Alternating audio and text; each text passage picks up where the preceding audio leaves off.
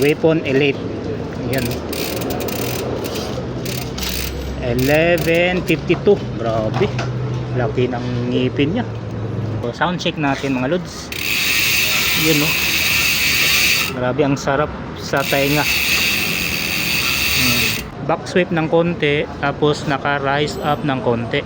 Yun, welcome back ulit sa aking YouTube channel kong Els Only Bike. So dito tayo sa Rides Bicycle Shop mga idol.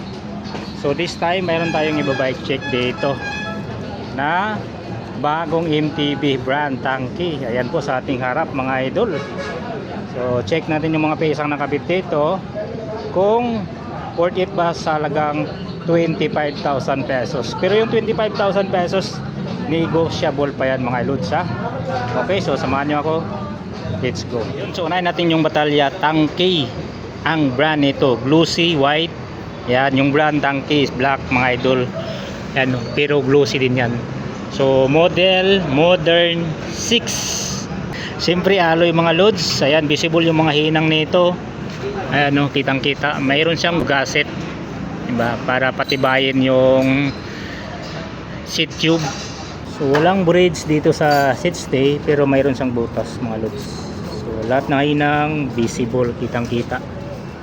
Ayan. So details ng Batalya dito, MTB Super Cycles aluminum, pero wala sang nakalagay na sukat talaga, pero medium siya na 29er. So mayroon bang pangalan dito sa ilalim ng top tube nyo. So naka internal yung kable. Yan, kabilaan may butas, lahat may mga kable. Yan. So sa head tube tapered mga idol, maiksi lang din, maganda. Diba? Yan, Tanki. Seat stay, walang decals, diba? Flat sa likod, tapos may kanto dito sa may gitna. So mayroong dalawang mount dito. Yan, sa chainstay malinis. Okay, so lahat ng kable RD hydraulic dito pumasok sa down tube, tapos lumabas dito sa bandang BB. Ayan.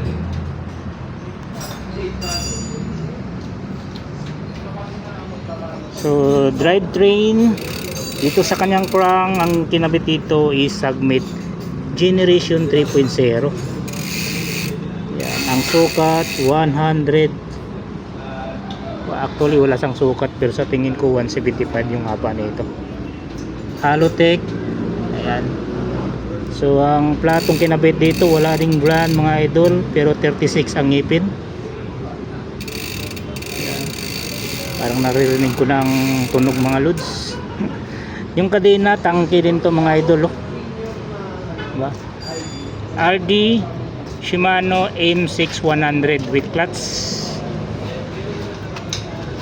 Yan, ang laki ng cage, ang laki ng roller. Yan. 12 speed. So 1x12 ang setup nito mga idol. So ang kinabit dito na cogs weapon Elite. Yan. 1152. Grabe. Laki ng ngipin niya. Ang hubs nito mga idol is Tanki TH31. So sound check natin mga lods. Yun no. Grabe ang sarap sa tainga. Maganda yung tunog niya. So Maxxis ang gulong nito mga idol na Cross Mark 2. Yan, 29 by 2.25.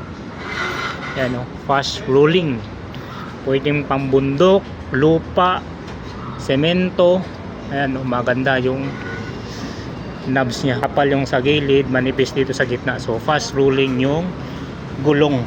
So seat clamp Tanki. Ayan. Ayan. Saddle and speed. Dito tayo sa cockpit. Ayan ang kinabit na headset Tanki Pro Hanson. 70 yung haba nito, 70mm. Degree 17. Handlebar, back sweep ng konti, tapos naka-rise up ng konti. Ayan. So from in speed pa rin yung handlebar niya. Uy, handle grip siya, maganda oh. May bungo oh. Bungo yung logo, InSpeed din mga idol. So is single lock. Yan. Kung hydraulic kinabit nito, Shimano MT200. Shifter Shimano Giori 12 speed na M6 100 yan. Okay.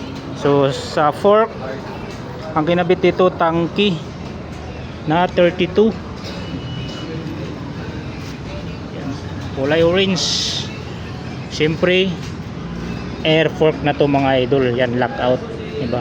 So yung air andito, yung lockout niya nandito. So wala siyang lever, bilog lang talaga siya. So ipihitin mo lang siya. Pagka i-open mo, ganyan, pihitin mo lang. Pagka i-lock mo, ganyan. Yan, lock. Open. Diba? Maganda yung ano niya. Wala siyang lever to, bilog lang talaga siya. Yan yung mga skewers yan, tangki mga idol. Yung rims na nakakabit dito, tangki pa rin idol na M800, alloy po yan. Yun, baka trip nyo to, 25,000 pesos to mga idol ha. Yan, under nego pa to. Yan, pwede kayong bumisita dito sa Rides Bicycle Shop dito sa Quezon Boulevard, Quiapo, Manila.